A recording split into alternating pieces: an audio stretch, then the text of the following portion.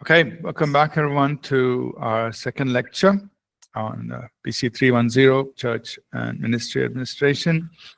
There's some questions in the chat. Biju asks, time to time laws are getting amended. What to do with what is legal today becomes obsolete tomorrow. Yeah, that's a real challenge. We just have to be aware of what's happening and accommodate to whatever the laws are.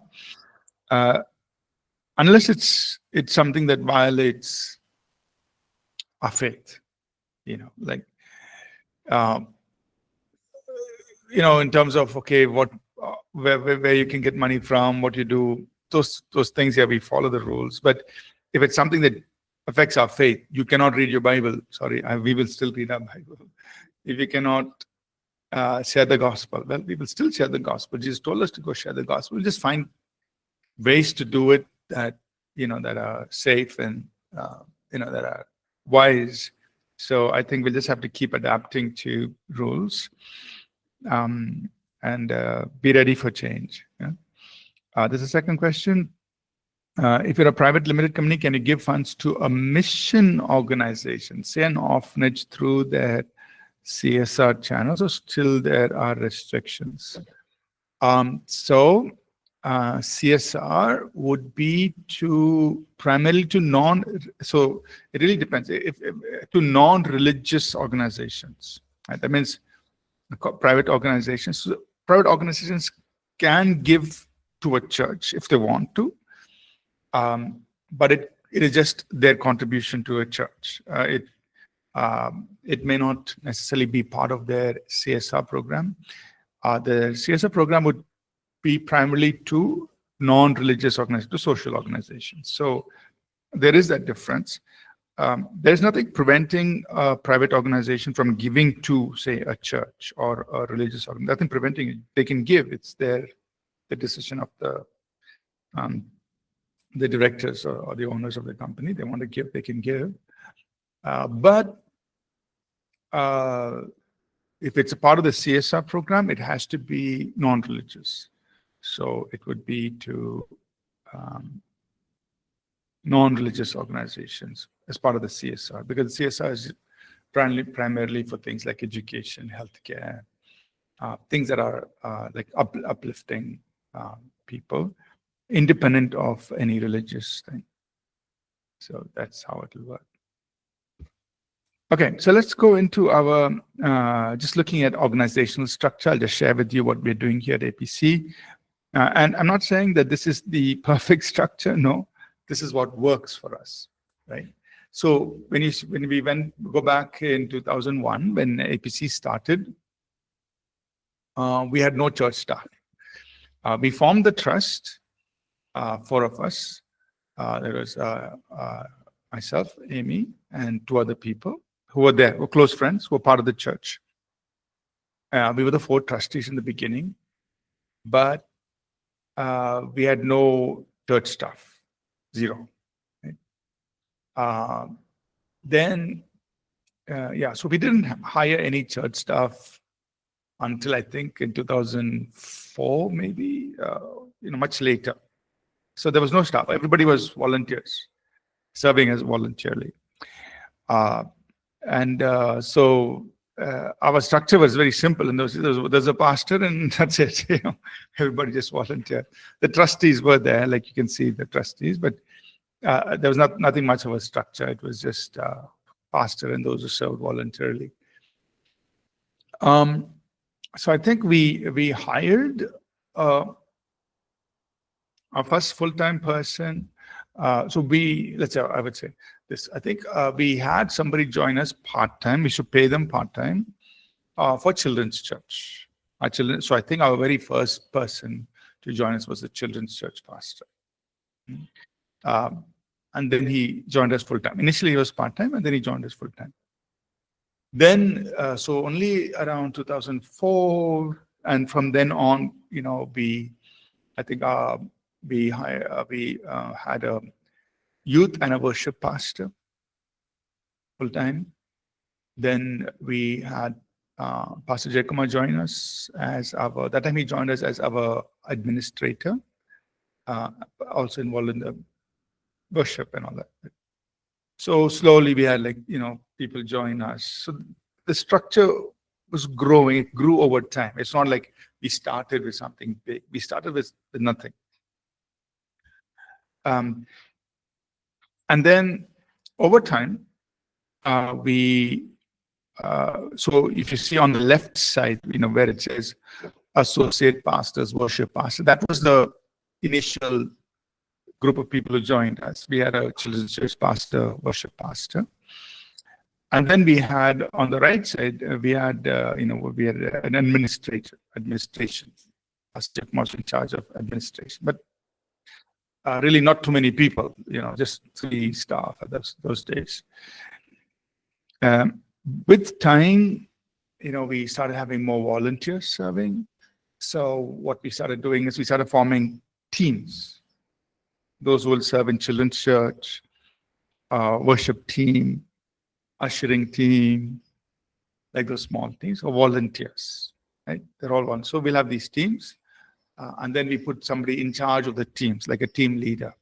You be head of ushering, or welcome team, those kinds of things. So slowly these volunteer teams started forming. Right? 2005, we started Bible College. Again, it was just a few of us teaching. And, all these things grew over time. So now we are like almost 25 years from the time we started, or 24 years from the time we started. And so now our structure looks more like this today. So we have on one side, we have a pastoral team, right? So we have these different locations, north, south, east, west, central, and Bangalore. We have associate pastors for each of these locations. And along with the pastors would be volunteers who are serving at those locations. And the volunteers, there are there's so many volunteer teams at each location, like for presentation, sound, setup, all of those things. I think we've listed them on a separate page. Then we also have church ministries. So like we have this catalyst, we have college Elevate, which is college outreach, Christian professionals, arts, Christless counseling, life groups, member care, missions, men's, women's ministry, all these things. All of this will come under ministries. And typically for almost all of these, we will have a leader appointed. Right? We call them as a ministry leader. Now, some pastors also serve as leaders of certain ministries. Right? For example, Pastor Paul, he is associate pastor at APC East, but he's also in charge of life groups and men's. So he's handling that as well, right? Or we say Pastor Nancy, she's in charge of APC North, but she's also running the Bible College. Yeah, so she's having both things. Before she used to handle more, before she took over Bible College, she used to handle missions. She was a missions coordinator. And she also used to handle our campus outreach, campus elevates. So she was pastor of APC North and handling missions and campus elevates, right? So like these different pastors were handling different things. And slowly we rearrange over time.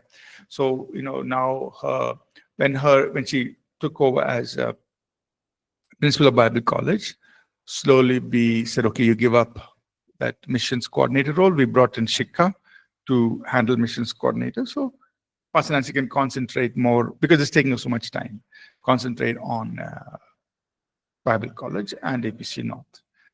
Then our Bible College is also growing. And so we said, okay, we will try to relieve you from APC North, so you can concentrate on Bible College, just be the principal of Bible College and give full attention to it and to build up all these 3 areas of Bible College. So like that, over time, we keep making changes depending on the workload.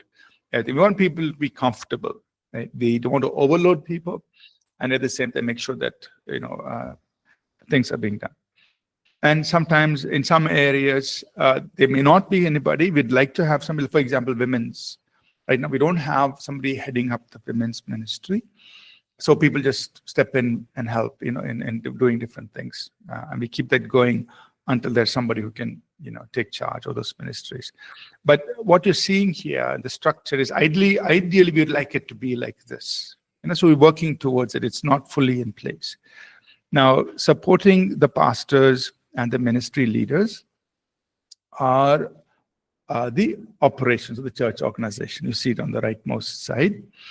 Again, not all of these are filled positions. We would like to fill them all, but some of these are still open. But for example, accounting, there's Geetu. She's handling everything now. Office administration, Shanti handles that. Communications, the emails and all of that is handled by Aarti. Like she handles all the emails that come and replies, all of that. But we also have separately, like Pastor Sam Matthews and Preeti, who handle a lot of the digital content. That is a separate thing. Emails is one thing. Okay, somebody has to reply emails. That's Aarti's handling it. But the content for promotions, all that, they handle.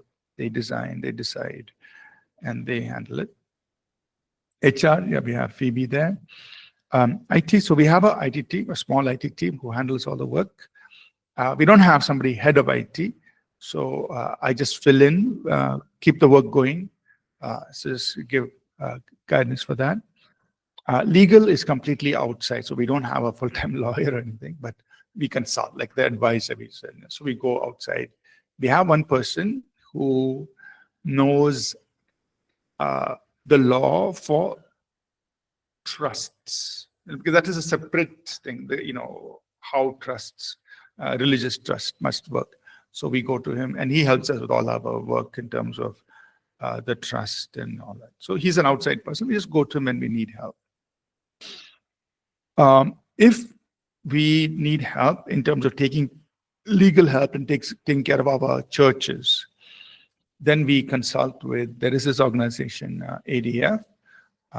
They're changing their name, but they used to be called ADF, based in Delhi. But there's a network of lawyers all across India. So we consult with them. So if there's a problem with any of our churches outside Bangalore, anywhere, then we will call ADF. They will guide us to the right lawyer in that city. And then we will talk to them and say, okay, in this city, we're having a problem. What should we do? Then the lawyer in that place will guide us. Because so they have a network of lawyers all across India. Right? So for example, when we had problems in Chhattisgarh, Baloda Bazaar, quite a few times, then we'll call. We've called, sorry. And they will guide us to a lawyer locally, I think from Raipur. We speak to the lawyers, then they say, okay, you should do like this, you should do like this. And then we will go and then work with the local police station, all that, all those matters. In UP, we work with Pastor Patsy. He's a pastor, but he's also a lawyer. So he knows both sides. So we work closely with him. Anything in UP, he will guide us, and we've had some situations there. Then he'll say, okay, do like this, do like that, and he will help us. So because we have churches and ministries outside Bangalore, we have to work, we need to know how to respond to situations anywhere in India. If our people get into trouble or attack or anything, we have to speak to the lawyers in that area, closest to the place, quickly work, And so we have a legal person here in Bangalore, but outside Bangalore, we have to, we work with ADF and get the help. Similarly, internally, media and digital engagement. So we have a media team, they're doing amazing work. We don't have a head right now, so I just fill in and kind of keep that work going. Publications, again, they do amazing work, and Hannah is the head of that area. Services and events, managing all the events, and Ranjit handles that. So wherever possible, we have tried to have one person who's head of that area, missions or unmissions and things like that. And then along with the church staff and the team of staff will be the volunteers, right, who will work together. So they all work together, make things happen. So ideally for every department or division, we like to have a head. Not all of them are filled in. We'll wait for the right people. And then we we would like to have a head of operations, somebody who's in charge of the whole organization. That role is also open, but somebody who can handle all of that. So I kind of just fill in wherever there's areas where people are not there. I just fill in and try to do some of that work, keep things going. Right? Wherever I know what to do, but some areas I will not know what to do. So we'll just keep things going. Right. So this is our organizational structure. We, slowly we're filling in these roles. Right? It's very important to find the right person. And so I will explain later on when we talk about human resources, how we interview people, how do we see that whether they fit in or not, and so on and so forth. Right. So we can't just hire anybody. We almost every day we keep getting lots of resumes from all over the country. But we just can't hire anybody. We just have to make sure they fit into the organization. I would say like maybe every week we'll probably get 30, 40 resumes coming in every week, or maybe sometimes even more if we announce a position. Resumes keep on coming, but we have to be careful how we do it. I'll tell you how we go through the interview process. But slowly we are building this organization so that everything can run smooth. And we don't want to be too big of an organization, unnecessarily big, right? We want to be just the right size so that the work can get done. That's the main thing, right? Simply, we don't have people who are sitting and doing nothing. That's pointless, right? So each area is further, you can break it down further, like for office administration, there are all these things that need to be done. So we've further broken it down. Doesn't mean that there are people who are doing it. Many times it's one person handling multiple roles. That's how we are functioning now because there's not that much of work separately. So they handle multiple roles. This is our publications team. So in publications, we have a lot of translators who are all outside. That means they may be around the country. They'll do their work at home. And they're paid for their translation work. And it's all coordinated through our publications team, right? We don't have full-time in-house translators. It's not needed. They do the work as we send the books to them. Say, translate this book, they translate, send it back. But we do have people to manage our stock and distribution. So we have a separate warehouse.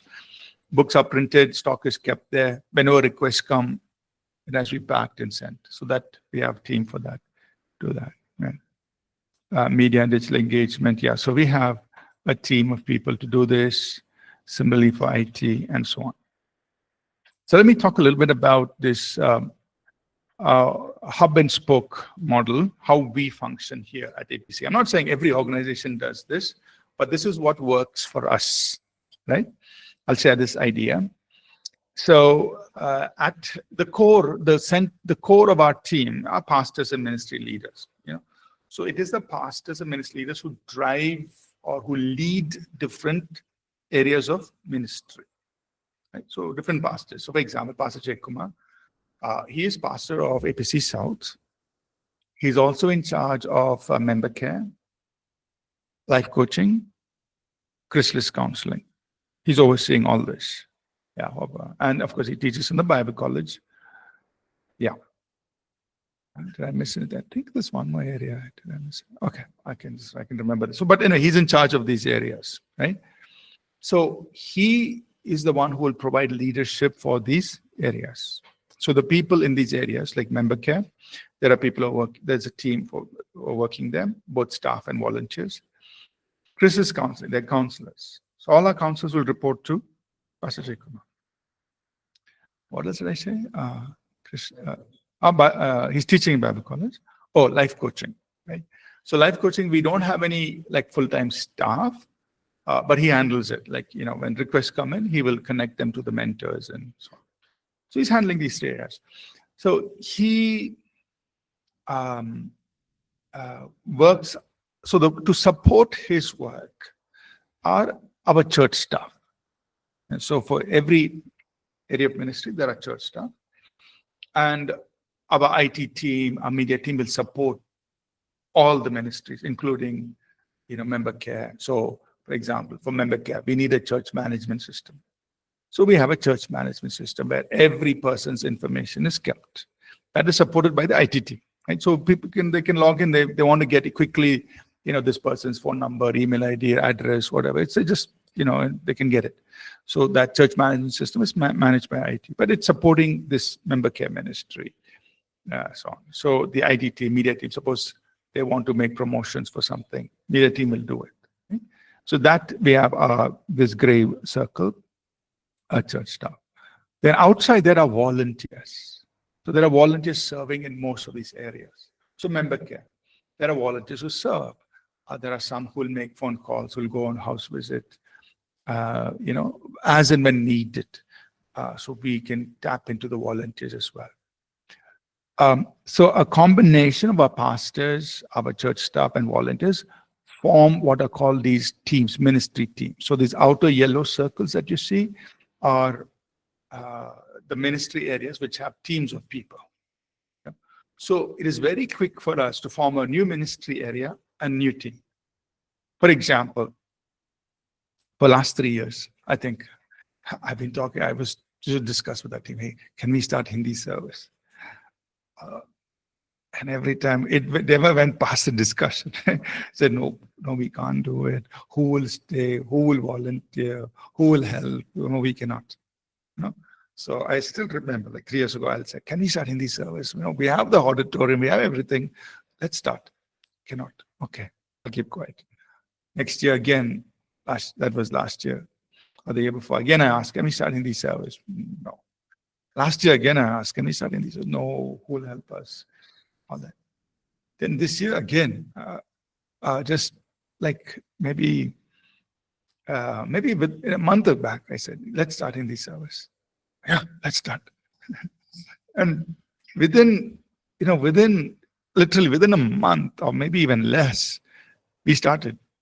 It's basically literally, I think within 2 weeks. Once, only thing was I said, and just check with the auditorium that they are fine, that we can, instead of finishing by 2:30, we'll finish by 4:30 or 5 o'clock, because we're going to do one more service. Just check with them.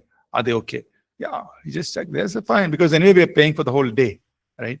So whether you leave at 2:30 or whether you leave at 5:30, they're getting their money, right? We're paying for the whole day.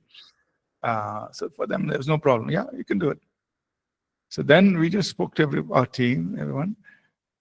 And we said, okay. And we also wanted to make it an opportunity for the Bible College students to be involved and, so, okay, let's do it. Start. Let's start in a small way. Let's not try to do something very big. Let's start in a small way. And that's how we started last Sunday, right? So, and then we'll grow. But the team, to do work, we can just put it all together very fast, right? Because we already have, our pastors are there, this church staff is there, the volunteers are there. And again, we said we won't force anybody to volunteer, because they're already coming at like 6 o'clock in the morning to do 2 services. So if they need to leave, it's fine. Those who want to stay back, it's fine. Then we will give opportunity for our Bible college students, train them. It'll be a time to learn. And basically, we'll want them to do most of the things. Slowly, so from October, hopefully, it'll be mostly Bible college students, like doing the declaration, doing the welcome, all that, So we just said, let's start out. Then slowly we'll put the Bible college students responsible for everything. They will do all these things, worship, all that. Slowly we'll get them involved. So it'll be a good experience for everyone. So it is very easy to do it. And just come. So these forming these new teams, ministry areas, becomes very easy when we are it's like just one more spoke, putting the team together, we can start. So this is kind of what we do at APC. It's working well for us. And it's easy to form teams. If you want to close down something, we can close it down. It's not a problem. Everything will keep running.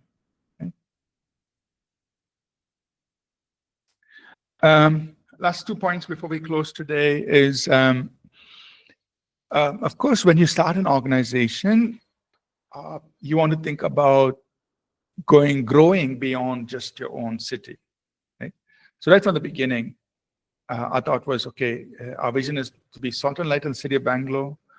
to be a voice to the nation and to the nation. So how can we be an organization that can grow beyond our own city to impact? So we had to think in that way, and you design your organization. So within our own city, for example, we're operating north, south, east. West is temporarily closed, but we were having west, central. Whoa. All right, I hope I'm still there. Okay. And then we, across the country, beyond, how do we operate, and so on. So think nationally and think globally as an organization, right? You should be able to grow. And last is, wherever possible, especially given the world in which we're living, try to use data to make decisions. So for many, many years, I don't know when I guess right from the beginning, we should record our church attendance. This is how many people are attending each service, so that we actually know that the church is growing or not. We're not simply saying, oh, thousands have come. Just look at the real numbers. Is it really, how many are actually attending? So for, I don't know, like maybe last 20 years or maybe more, or maybe from the very beginning, day one, I think from day one, we've been recording. In those days, we just recorded a notebook. 20 people came today. 25 people came today to church. So we record the numbers. So we can see over time, are we growing? Are we not growing? What is happening? Right? So if the numbers go down, we say, okay, something, why are people dropping out of church? So look at actual data rather than just making statements like, oh, the church is growing. By how much? How many? So we actually look at data. And at the end of every year, we send out a report with actual numbers. How many people attended the conference? How many people came? We don't say, oh, so many people came to the conference. What is so many? Is it 50 or is it 500 or 5,000? For people who are having 5 people, if 50 come, yeah, it is so many. But if you're already having 50, then 50 coming is not so many. It's the same number. There was no growth. So we have to use data to actually say what is happening, right? So for that, we have to intentionally collect the data. Okay? And the other thing we also do is to be open about our money. Like, how much did we spend for each event? So we're collecting that also. Every conference, every event, how much did we spend for that? Because end of the year, we're going to publish that. We're going to tell everybody, this is what we spent. And we've been doing this for many years. And all our accounts information is on our website now. So I will go into those details. But the point is, use actual numbers. You count the numbers. Because the numbers cannot lie. If the number is 50, it is 50. If it is 50, it's not 500. 50 is not 5,000. 50 is 50. So then okay, this is where I am currently. We have to grow. Right? So use data to communicate, to even internally to make decisions. Are we doing correct? Are we not doing correct? So use data, collect it, and then use it to make your decisions. And we'll get into the details of each of these as we go along. Okay. Any questions so far? In previous class, we were discussing about church helping out NGOs and things. So if it's a Christian-run NGO or a Christian-run orphanage, if they reach out to church for funds or anything, so then how would the church respond? Yeah, that is fine. So the church can help any other Christian organization, another church, another orphanage, anything, whatever work they're doing, if it is also a religious trust. We can help. There's no restriction on that. There used to be, like I said, there used to be no restriction when we used to give to social organizations. So we used to give to people who are working with slum children, children's home, feeding the people. Yeah. So we used to give all that. But now, because of the government policy, that has become a problem.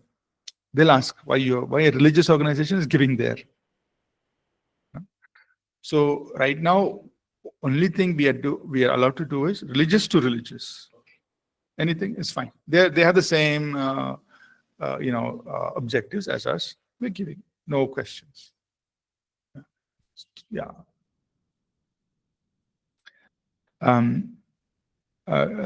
Gertrude, the supernatural hour is not online. We are not having that online, at least now. But the mentoring hour, which happens on Thursdays, 8 o'clock, that is online. So you can join that. Question? Yes. Pastor, like you said, you have branch churches also. So when we start church and we'll plant branch churches, like how we can know like they are doing good work there because we are not there, and they are doing like good there. So good question. For all our outreach churches, right? One is before they go from here, we tell them, this is what we expect. If you want to be an outreach church, this is how you should do the work. And every month they give us a report. They send back a report, financial report, as well as ministry report. Every month there is a call where all our outreach pastors are on the same call. So it happens on the third Saturday of every month. All our outreach pastors and our itinerant ministers. So there are some who are pastors, some who are just preach, like they go around preaching. So we are supporting both kinds of people. We'll call them like maybe evangelists or something, right? So we support both kinds. They will all come on the call every third Saturday. So Shika handles the call and one of our pastors might speak. So that's a time of fellowship online. But every month they send a report, both a ministry and a financial report. They have to attend this call.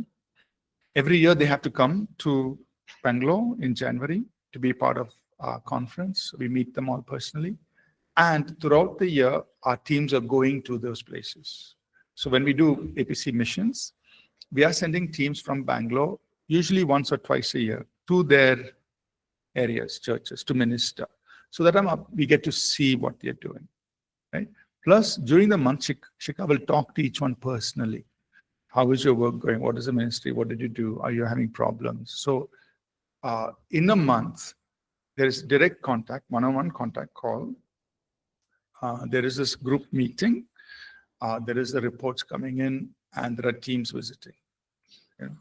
So that way we know that what is actually happening on the ground. So, and then we also, in some cases, we work through pastors who are in that area. So, for example, in UP Varanasi, Pastor Patsy is there. So we work with him. He also always helps our pastors there. Our pastor will go to him. They need any immediate help, they'll go. So he's a close friend, so we work together. So like this, we kind of keep a check. If there are any problems, we will pull them up. So we've had issues, right? I can tell you stories right from 2002 when we started sending people out. We've had some problems. We've had to close down some churches. We've had to, dismiss some of our evangelists or pastors because certain things happened. So I'm not saying it's been easy. There have been problems, and we've had to address the problems over the years, different kinds of problems. But this is the best we do to try to make sure. I mean, it's not like we are controlling them. We want them to flourish, but at the same time, there is some form of accountability.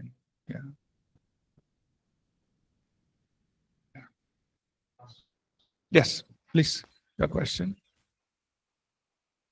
Related to church, most of the churches have the biblical name, but most of the churches have the biblical name, but we have the church name All People's Church. So how did you come to decide this? How did you? All People's is also very biblical.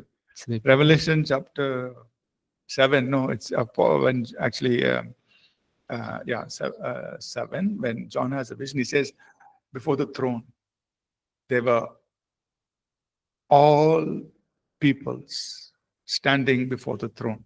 So I took it from there. All peoples. I forget the exact verse there. But it comes from that, that's the inspiration, that there were people from all languages, tribes, and tongues standing before the throne and worshiping God. Yeah, I think it's Revelation. So that was the inspiration for the name All People's Church. Yeah, that's in verse 9, Revelation 7:9. It says, a great multitude which no one could number, of all nations, tribes, peoples, and tongues. So I just say all peoples. When we formed a church in the US, for a short time when we were there, that was called All Nations. Again, same from Revelation 7:9. Right? It says all nations. Then it's all nations, tribes, peoples. Yeah. We wanted to call that also All Peoples, but then because it was a bilingual church, English and Spanish, they couldn't translate All Peoples into Spanish properly. So then they said, it's easier to call it All Nations. So that was called All Nations. Then when we formed this here in India, we call it All People. I really wanted to call it All Peoples. Yeah.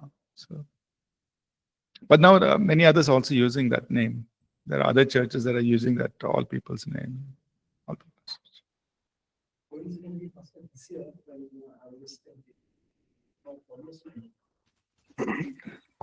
Coincidentally, in this year, almost in every book there is all people mentioned, Genesis, Exodus, and things. True. Yeah, it's found in different ways, found throughout the Bible. Yeah. Yeah, Andrew, in our ministries in the future, if I need mentorship, will you help? Yeah, absolutely. Just feel free to reach out. And I do work with some of our graduates in different countries. Just talk to them, do some calls with them just to guide them, help them start up their ministries and so on. So any one of us, I do it, and our other pastors are also available. Whoever you need to reach out to, you can. For example, I may not be able to tell you much on worship. That worship pastor will do. But in general, about ministry and church, I can help. Yeah, so any one of us, you're most welcome.